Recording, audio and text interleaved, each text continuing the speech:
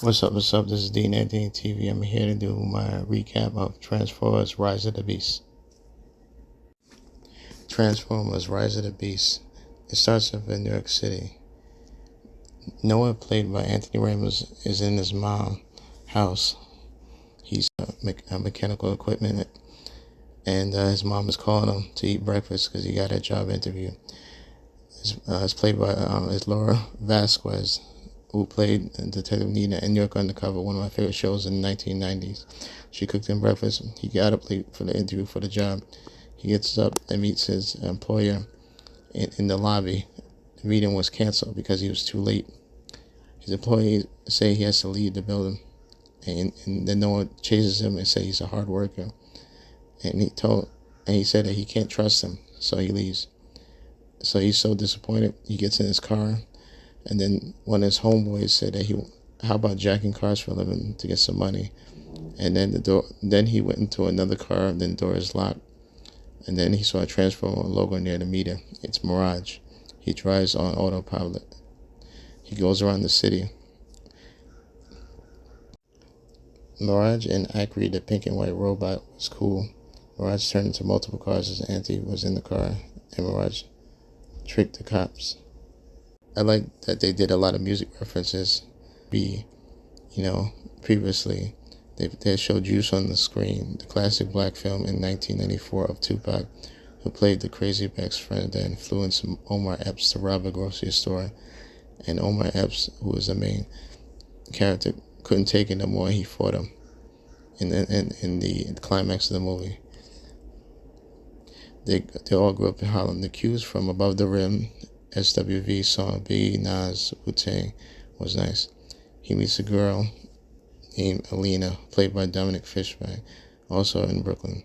She's a researcher, and she helps him find out where the key artifact for Prime.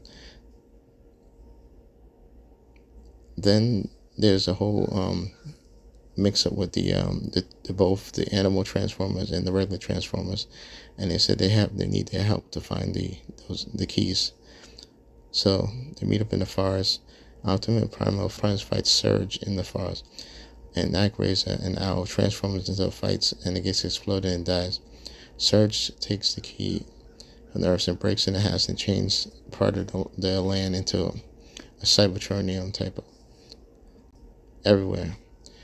Knowing Optimus Prime says that they lost Acraiser and were fighting the darkness together. Then the two Primes work together. Optimus Prime tells Cheeto to maximize, just like the 3D animation in the 2000s. Surge grabs Noah and Mirage shoots him off. Then Noah gets an exoskeleton armor and fights Scourge.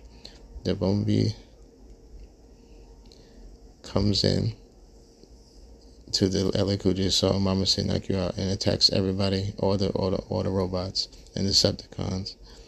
And they say he's gonna guard the bridge. Prime fights Scourge to death and wins it with the help of the rest of the Transformers. Mirage and Acri was cool. Okay.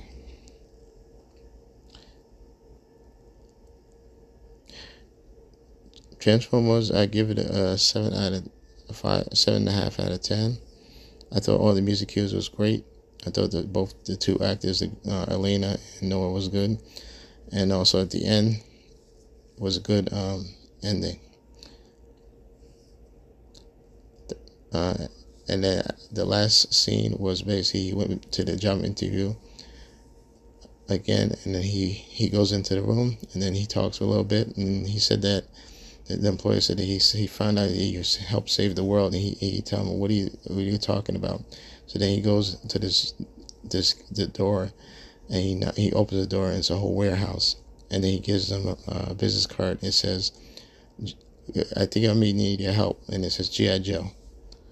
All the interpretation, they just have to keep the budget low, and they have a good directors like Travis Knight and Stephen Caple Jr., who did Creed. Doing these films, they have to do it for the fans and not use whack ass Michael Bay directing these movies. Thank you.